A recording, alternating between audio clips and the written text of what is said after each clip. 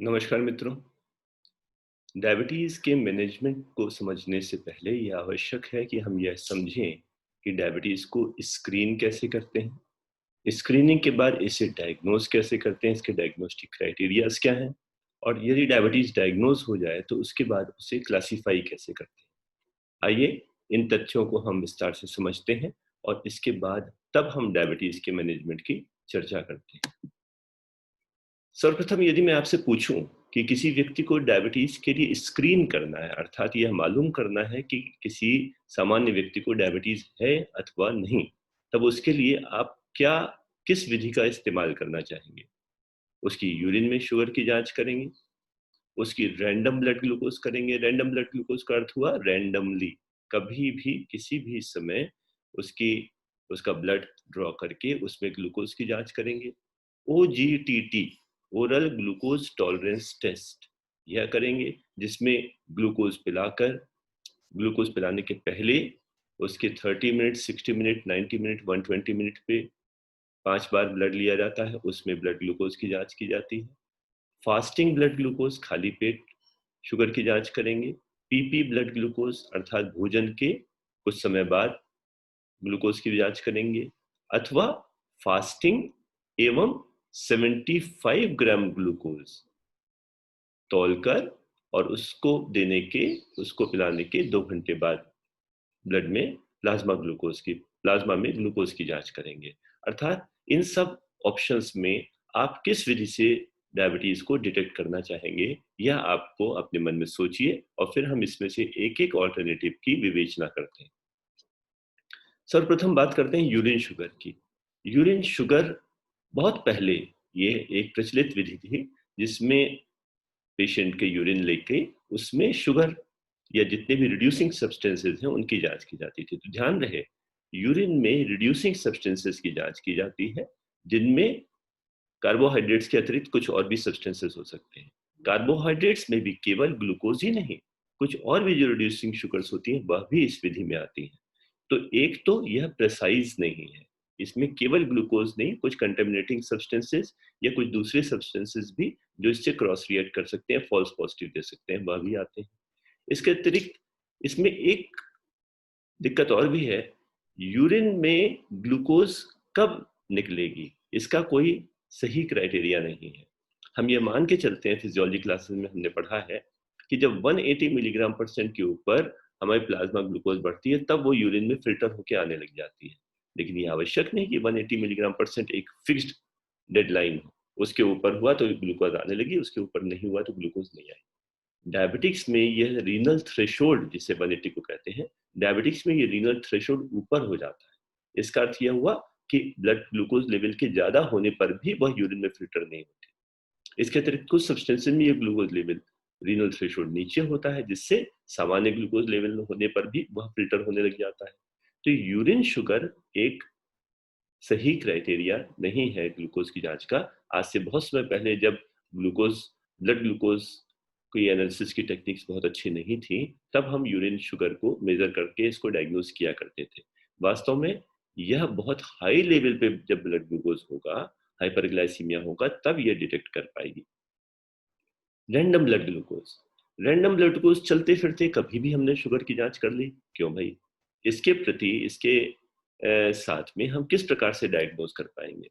खाना भोजन लेने के तुरंत बाद, भोजन लेने के पूर्व ग्लूकोज लेवल अलग होगा, उसके 30, 60, 90, 120 मिनट के बाद, 2 घंटे बाद, 4 घंटे बाद, 6 घंटे बाद, 8 घंटे खाली पेट रहने पे हर में ग्लूकोज की मात्रा अलग अलग होती जाएगी, क्योंकि ग्लूकोज भोजन के बाद एक कर्व के रूप में बढ़ता है और फिर घटता जाता है। तो एक कोई क्राइटेरिया रैंडम ब्लड ग्लूकोज का ऐसा नहीं बनाया जा सकता जिस पर हम कहें कि इसके ऊपर है तो डायबिटीज सुनिश्चित किया जा सके। ओरल ग्लूकोज टॉलरेंस जिसकी हम लोगों ने बात की कि ग्लूकोज देने के पहले 30, 60, 90 और 120 मिनट्स पे हम ग्लूकोज की जांच करें। इसमें हमें 5 बार ब्लड ड्रॉ करना पड़ेगा। ये बहुत कम्बरसम तरीका है, कॉस्टली भी है। कम्युनिटी लेवल पे अगर हमें करना हो तो इसमें बहुत परेशानियां आएंगी। इसलिए ओजीटी जो कि एक पहले प्रचलित विधि थी, उसको क्रमशः अब यह रूल आउट किया जा रहा है, उसको हम कम्युनिटी लेवल पे प्रयोग में नहीं लाते।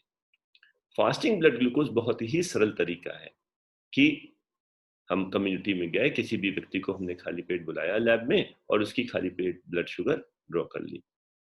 जो ब्लड हमने ड्रॉ किया उसमें ग्लूकोज की जांच कर ली। लेकिन ध्यान रहे, फास्टिंग ब्लड ग्लूकोज बहुत इजी भी है, एक ही बार सैंपल लेना पड़ता है, इसलिए इकोनॉमिक भी है, और लेकिन बहुत लेस सेंसिटिव है। इसका अर्थ यह हुआ कि फास्टिंग ग्लूकोज वास्तव में थोड़ा लेट बढ़ती है।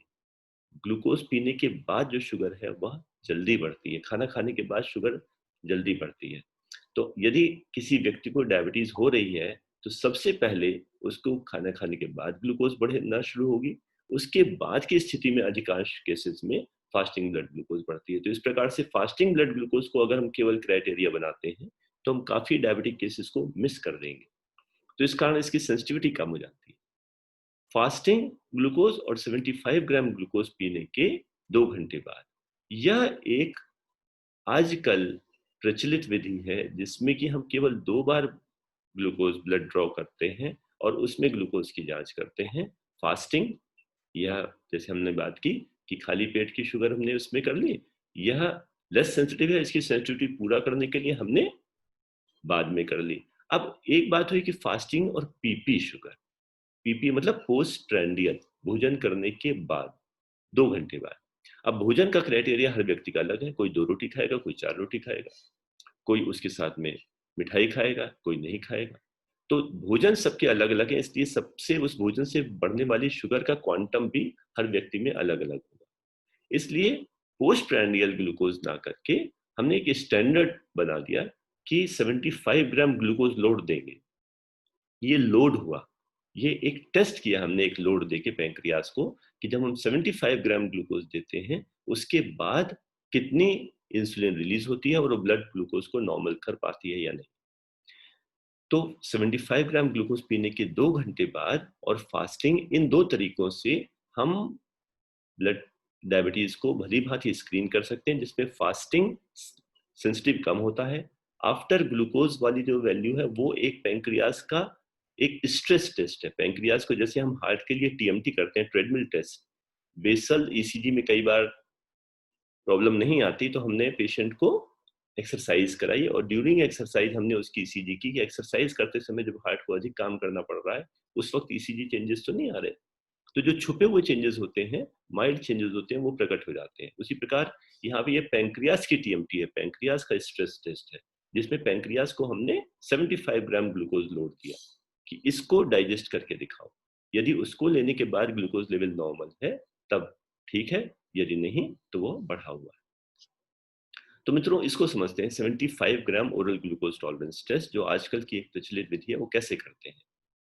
सर्वप्रथम जिस व्यक्ति की हमें ये टेस्ट करना है वो हम सामान्य परिस्थितियों में, हमने सामान्य एक जनता में किसी एक व्यक्ति को जिसकी डायबिटीज स्क्रीन करनी है उसको चुना। अब ऐसा ना हो कि वह व्यक्ति कुछ दिनों से, अरे भाई हमें तो जांच करानी है, जांच करानी तो हम पहले बिल्कुल ठीक प्रकार से भोजन को अपने नियंत्रित कर लें। तो उसने अपने जो जो उसकी वास्तविक स्थिति थी उसको बदल दिया। तो जो उसकी दिनचर्या रही है अभी तक, वही दिनचर्या, वही डाइट, वही एक्टिविटी रखते हुए उसकी हमें जांच करनी है। ऐसा ना हो कि कुछ दिन तैयारी करे वो कि हम शुगर टेस्ट कराएंगे, या कुछ दिन ज्यादा भोजन लेके तब उसके बाद टेस्ट कराएंगे, नहीं, ऐसा कुछ नहीं। फास्टिंग का अर्थ होता है 8 आवर्स ऑफ फास्टिंग, 8 घंटे खाली पेट रहने के। खाली पेट का मतलब कैलोरिक इनटेक ना हो, पानी ले सकते हैं, नींबू पानी ले सकते हैं, ग्रीन टी ले सकते हैं जिसमें मिल्क नहीं है, मिल्क में कैलोरी है, पानी में और चाय की पत्ती में कोई कैलोरी नहीं है। तो 8 आवर्स ऑफ फास्टिंग रहने के बाद हम करें। कैसे करते हैं? 75 ग्राम ग्लूकोज को मेजर करके 1 गिलास पानी में हमने मिला लिया और 300 ml बॉटल में, और उसको मिला के हमने 10 मिनट में पी लिया। ध्यान रहे, ये ग्लूकोज, यदि आप अपना ग्लूकोज पी के टेस्ट कराएं तो आप देखेंगे वो बहुत मीठा होता है, बहुत मीठा होता है। तो थोड़ा सा पेट में भारीपन लगता है जैसे नौसियास हो रहा है, वोमिटिंग हो जाएगी। इनफैक्ट कुछ लोग वोमिटिंग कर भी देते हैं। इसलिए मैं पेशेंट्स को अपने कहता हूँ कि हल्का नमक, नींबू, चाट मसाला डाल दें, वो पैलेटेबल हो जाएगा, अब उसे आराम से पी पाएंगे और उसके बाद तब हम ये टेस्ट परफॉर्म करेंगे। स्मोकिंग ना की हो 2 घंटे, एक्सरसाइज ना की हो 2 घंटे, क्योंकि यह हमारी ग्लूकोज पीने के बाद की जो ग्लूकोज वैल्यू है उसको प्रभावित कर देंगे। तो अब हमें ग्लूकोज पीने के पहले 0 आवर पे एक बार टेस्ट करना है और ग्लूकोज पीना आरंभ करने के ठीक 2 घंटे पे 2 घंटे बाद टेस्ट करना है। तो ओजीटीटी जिसमें 5 टेस्ट करते थे, आजकल की ओजीटीटी में हम केवल 2 टेस्ट करते हैं, फास्टिंग और 75 ग्राम ग्लूकोज पीने के 2 घंटे बाद। याद रहे ये जांच हमें ग्लूकोमीटर से नहीं करनी, ये जांच हमें लैब से करानी है, जो आजकल का प्रचलित मेथड है जीओडी पीओडी अर्थात ग्लूकोज ऑक्सीडेज मेथड पर ऑक्सीडेज, ग्लूकोज ऑक्सीडेज पर ऑक्सीडेज मेथड से हमें ये टेस्ट, यही आजकल प्रचलित विधि है, यही लैब्स में होती है। तो लैब से वीनस सैंपल में, कैपिलरी सैंपल में नहीं, वीनस सैंपल से ब्लड ड्रॉ करके है उसमें यह जांच करानी है। अब यह जांच कराने के बाद हम इनकी वैल्यूज को इंटरप्रेट किस प्रकार से करेंगे? देखिए ग्रीन कॉलम जो है वह नॉर्मल का है। फास्टिंग प्लाज्मा ग्लूकोज जब हम लैब से टेस्ट करते हैं तो वो जो ब्लड हमने ड्रॉ किया है उसमें हम प्लाज्मा निकालते हैं, उस प्लाज्मा में ग्लूकोज की जांच करते हैं। तो ध्यान रहे जो ग्लूकोमीटर से जांच होती है वो कैपिलरी ब्लड ग्लूकोज है, वो होल ब्लड ग्लूकोज है, जबकि जो लैब में वेनस सैंपल ड्रॉ करके उस पर प्लाज्मा निकाल के जांच करते हैं वह प्लाज्मा ग्लूकोज है। तो प्लाज्मा ग्लूकोज के बेसिस पे फास्टिंग यदि 100 से कम हो और 2 आवर्स आफ्टर 75 ग्राम ग्लूकोज अगर 140 से कम हो, फास्टिंग 100 पीपी 140 यह नॉर्मल है। Fasting more than 126 pp 2 hours after glucose more than 200, तो 126 और 200 ये जो हमारा रेड कॉलम है, रेड कॉलम में ये डायबिटीज का कॉलम है। More than 126 more than 200 diabetes का क्राइटेरिया है, normal less than 100 less than 140। अब कुछ आप देखेंगे इनके बीच की एक रेंज बची रहेगी, फास्टिंग 100 और फास्टिंग 126, इसके बीच की जो रेंज है इसको हम लोग प्री डायबिटीज कहते हैं। प्री डायबिटीज अर्थात इन पेशेंट्स में डायबिटीज होने की संभावना काफी ज्यादा है।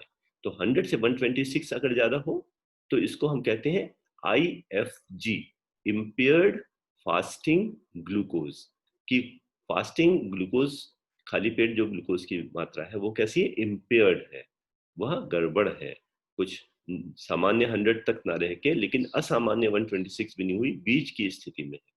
इसी प्रकार ग्लूकोज पीने के बाद 140 से कम नॉर्मल है, 200 के ऊपर डायबिटीज है, 140 से 200 के बीच में वो क्या है, इम्पेयर्ड ग्लूकोज टॉलरेंस। ग्लूकोज जब हमने ओरल पिलाया तो उसको टॉलरेट नहीं कर पाया, ग्लूकोज टॉलरेंस जो थी वो इम्पेयर्ड है, वह गड़बड़ है। तो नॉर्मल और डायबिटीज के बीच की स्थिति है प्री डायबिटीज, जिसमें डायबिटीज होने की संभावना ज्यादा होती है। यह ध्यान रखें यह ग्रे जोन है, यह ग्रे जोन से हम फास्टिंग नॉर्मल भी जा सकते हैं और डायबिटिक एबनॉर्मल भी हो सकते हैं। तो यहाँ पर यदि आप हैं तो या कोई पेशेंट है उसको अपने जीवन शैली में परिवर्तन करा के नॉर्मल बनाया जा सकता है। यह दो देशों के बीच का जो बॉर्डर होता है ना, ग्रे जोन, जब इसकी टेरिटरी में भी नहीं और इसकी टेरिटरी में भी नहीं, उसके बीच की टेरिटरी में, एक बार दूसरे देश में चले गए तो वापस लाना दुश्मन देश है, मुश्किल हो जाएगा। तो ये डायबिटीज है, डायबिटीज से नॉर्मल नहीं बना सकते, प्री डायबिटीज से नॉर्मल बनाया जा सकता है। इसमें एक जांच और भी अब कुछ समय से हम लोग डायग्नोसिस के लिए भी यूज करने लगे हैं, HbA1c। पहले HbA1c ग्लाइकोसाइलेटेड हीमोग्लोबिन, पहले इस जांच को केवल डायबिटीज के कंट्रोल के लिए टेस्ट किया जाता था कि एडिक्वेसी ऑफ कंट्रोल कैसा है, डायबिटीज कंट्रोल्ड है अथवा नहीं। लेकिन अब इस जांच को डायग्नोसिस ऑफ डायबिटीज के लिए भी यूज करते हैं। तो HbA1c ग्लाइकोसाइलेटेड हीमोग्लोबिन जो एक एवरेज बताता है पिछले 3 से 4 महीने की ब्लड ग्लूकोज का, नॉर्मल केसेस में ये 5.6 से कम होता है, डायबिटीज 6.5 से ज्यादा होने को कहते हैं। तो 6.5 से ज्यादा है तो डायबिटीज है, 5.6 से कम है तो नॉर्मल है। लेकिन यदि इन दोनों के बीच में है ये फिर प्री डायबिटीज का द्योतक है, अर्थात यह वह व्यक्ति है जो अब नॉर्मल नहीं रह गए, ये डायबिटीज की तरफ प्रोग्रेस कर रहे हैं और इन फ्यूचर डायबिटिक हो जाएंगे। तो मित्रों इस प्रकार से हम डायबिटीज को स्क्रीन करते हैं 75 ग्राम ग्लूकोज पिलाकर, और उसकी वैल्यूज को देख के हम उसको नॉर्मल, प्री डायबिटिक और डायबिटिक के बीच में हम स्टेज कर सकते हैं, किस स्टेज पे उसका ग्लूकोज टॉलरेंस है। अब प्रश्न ये आता है क्या हम सारी सोसाइटी को स्क्रीन कराएं? सारी सोसाइटी को डायबिटीज के लिए स्क्रीन कराना तो बहुत मुश्किल कार्य होगा और यह सलाह देने योग्य भी नहीं होगा। तो हमें यह समझना है कौन कौन से वे व्यक्ति हैं जो डायबिटीज के प्रति जिनकी संभावना ज्यादा है, जिनमें हमें डायबिटीज की जांच करनी है। तो सामान्य इंडियन पॉपुलेशन, याद रहे Bharatvarsh diabetic capital of world कहा जाता था पहले। पहले विश्व में सबसे अधिक केसेस इंडिया में थे, अब चाइना और सेकंड नंबर पे इंडिया है। तो हमारे यहाँ डायबिटीज की प्रेवलेंस बहुत ज्यादा है, 12 to 18%। मेजर सिटीज में इसकी प्रेवलेंस 18% तक देखी गई है और रूरल पॉपुलेशन में इसकी 10 to 12% देखी गई है। तो एक सिग्निफिकेंट पॉपुलेशन जो है, हर 5 व्यक्ति में या हर 8 व्यक्ति में एक व्यक्ति को डायबिटीज है। तो हर एडल्ट को डायबिटीज की जांच कभी ना कभी करानी चाहिए, क्योंकि हमें संभावना बहुत ज्यादा है। If one parent is diabetic, यह डायबिटीज जो टाइप 2 डायबिटीज है, ये एक अनुवांशिक बीमारी है। माता पिता से बच्चों में, बच्चों से उनके बच्चों में ये ट्रांसमिट होती है, उसकी संभावना ट्रांसमिट होती है। तो ये देखा गया, यदि एक माँ या पिता किसी एक व्यक्ति को डायबिटीज है तो बच्चों में डायबिटीज की संभावना 40% तक बढ़ जाती है। यदि दोनों पेरेंट्स को डायबिटीज है, माँ पिता को, तो बच्चे में तो डायबिटीज प्रैक्टिकली होनी ही होनी है। 80 to 90% चांस है डायबिटीज होने के। यदि एक व्यक्ति को, जैसे पिता को डायबिटीज है, माता को तो डायबिटीज नहीं है लेकिन माता की फैमिली हिस्ट्री है डायबिटीज की, माता के माता पिता को डायबिटीज है, तो ऐसे में डायबिटीज की ऑफ स्प्रिंग में चांस लगभग 70%, 70% होता है। और यह एज के साथ बढ़ता जाता है। एक 20 साल के व्यक्ति में ऑब्वियसली डायबिटीज का रिस्क कम होगा, 30 पे ज्यादा, 40, 50, 60, 70, तो इस प्रकार से डायबिटीज का रिस्क एज के साथ बढ़ता जाएगा।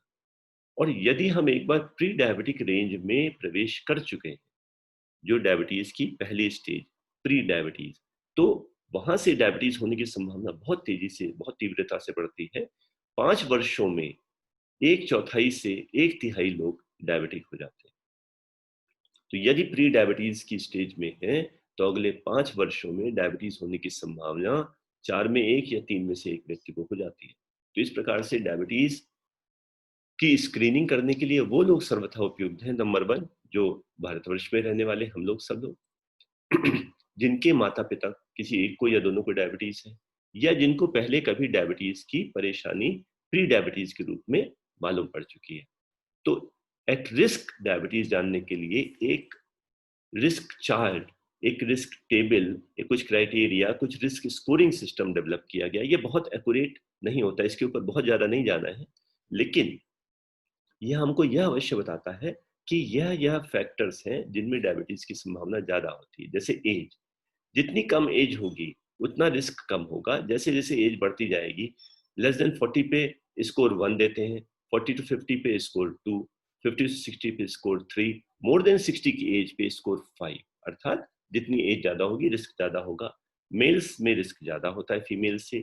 हिस्ट्री ऑफ जीडीएम, जीडीएम अर्थात जेस्टेशनल डायबिटीज, यदि किसी महिला को पूर्व में किसी प्रेगनेंसी के दौरान ग्लूकोज लेवल बढ़ा हुआ रहा है, तब उसको, जैसे प्री डायबिटीज में डायबिटीज का रिस्क ज्यादा है, वैसे ही किसी फीमेल को अगर जीडीएम हो चुकी है तो उसको भी आगे चल के डायबिटीज का रिस्क ज्यादा है। तो उसके लिए हम एक स्कोर इसमें देते हैं, first degree relative, FDR, first degree relative.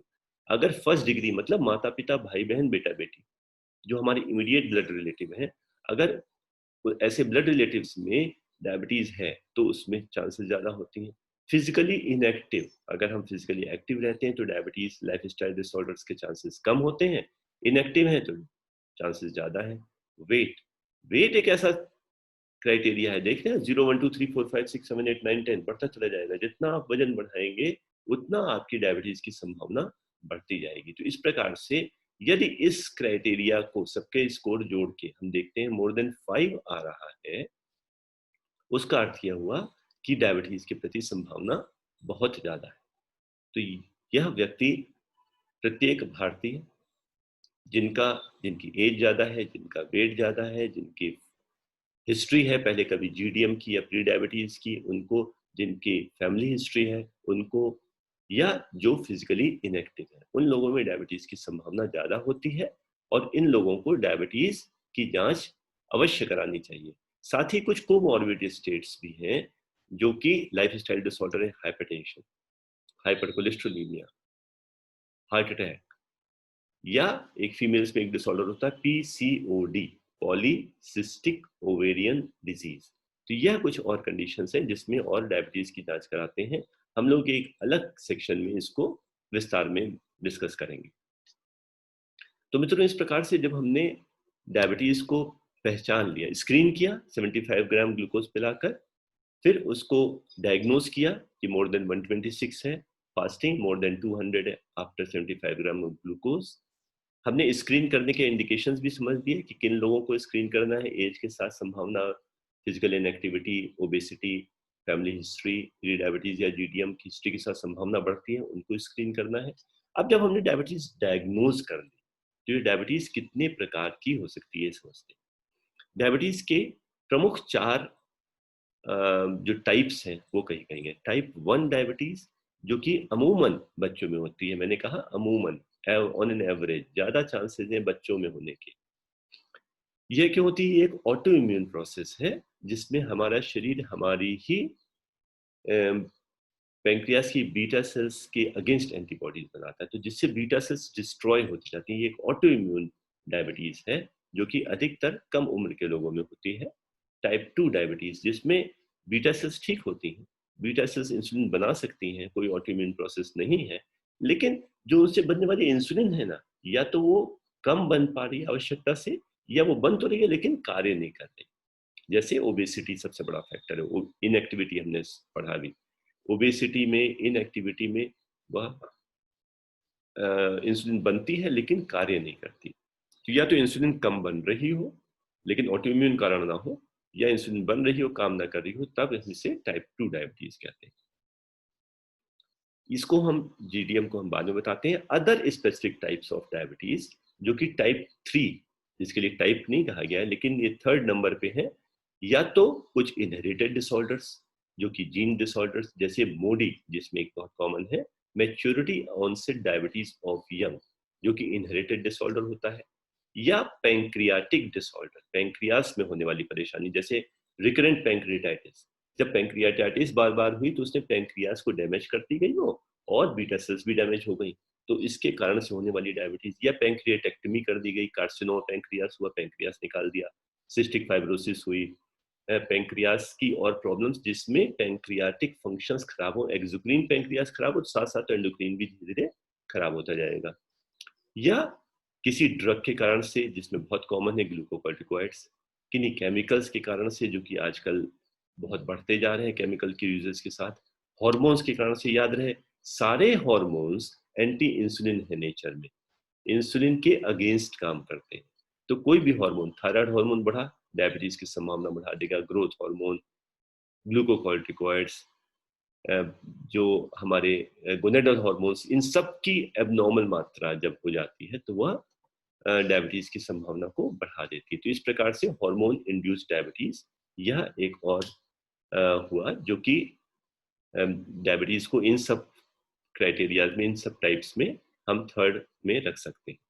फिर अंतिम, जेस्टेशनल डायबिटीज मेलिटस, जो कि पहली बार, जेस्टेशनल डायबिटीज मेलिटस का अर्थ है जिसमें डायबिटीज की डायग्नोसिस पहली बार किस प्रेगनेंसी के दौरान हुई, प्रेगनेंसी के दौरान होने वाली डायबिटीज जेस्टेशनल डायबिटीज। तो इस प्रकार मित्रों, हम लोगों ने समझा कि डायबिटीज को के लिए एट रिस्क इंडिविजुअल कौन कौन है, उनको हम स्क्रीन किस प्रकार से करें, उसको हम किस प्रकार से डायग्नोस करें, और डायग्नोसिस के बाद हम किस प्रकार से क्लासिफाई करें, टाइप 1, टाइप 2, जेस्टेशनल डायबिटीज या अदर टाइप्स ऑफ डायबिटीज। धन्यवाद।